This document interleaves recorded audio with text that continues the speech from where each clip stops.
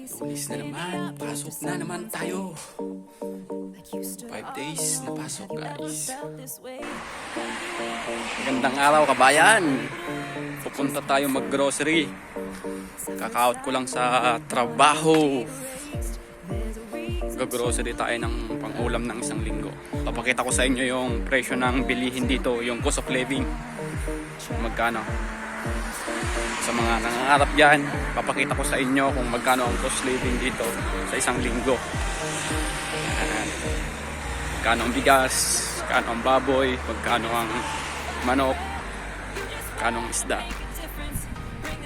Guys, let's go, guys!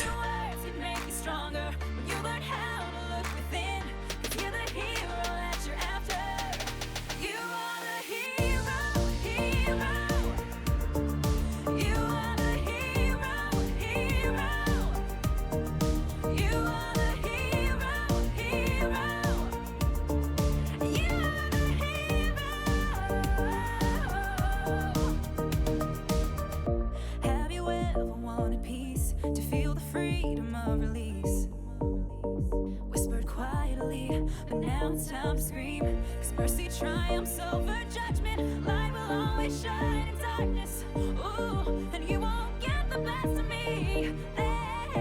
There's a reason to believe again and stand on solid ground. Yeah, you keep searching for a hero.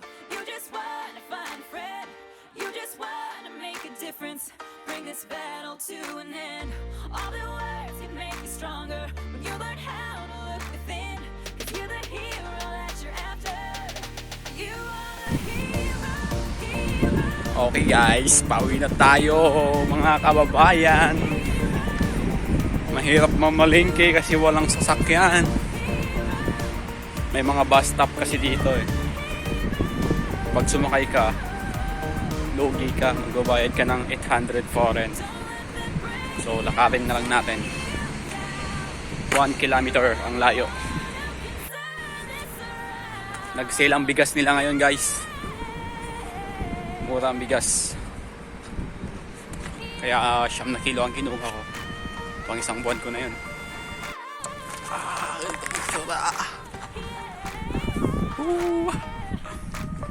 Isa lang tayong nag-grocery. May kukwento lang ako sa inyo, kabayan. Last year, February 27, 2023, ako nag-apply sa First Dynamic. Pag-apply ko doon, in-interview agad nila ako. Tapos, pagkatapos ng interview, exam.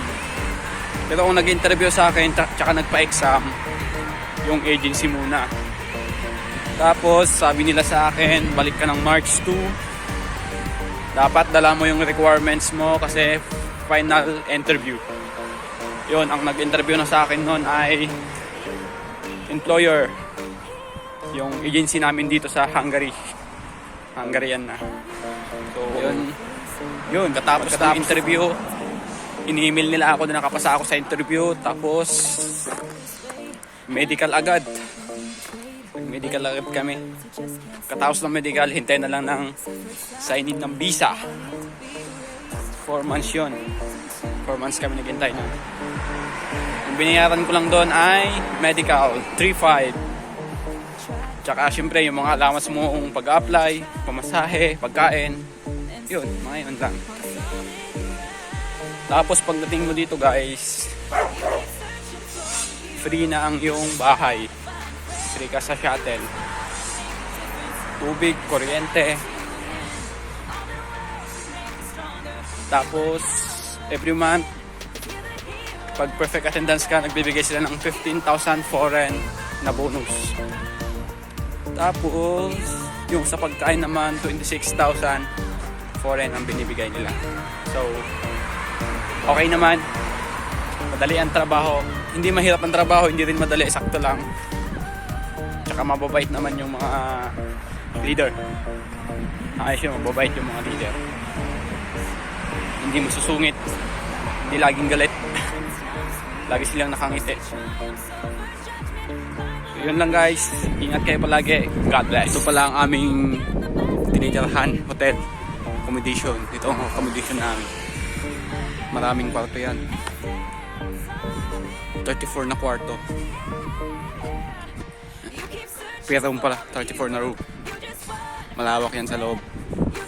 May kusina sa taas, may kusina sa baba. Second floor. Yan o. Tapos, Pilipino lahat ng nakatira dyan. Kaya hindi ka masyadong mahirapan.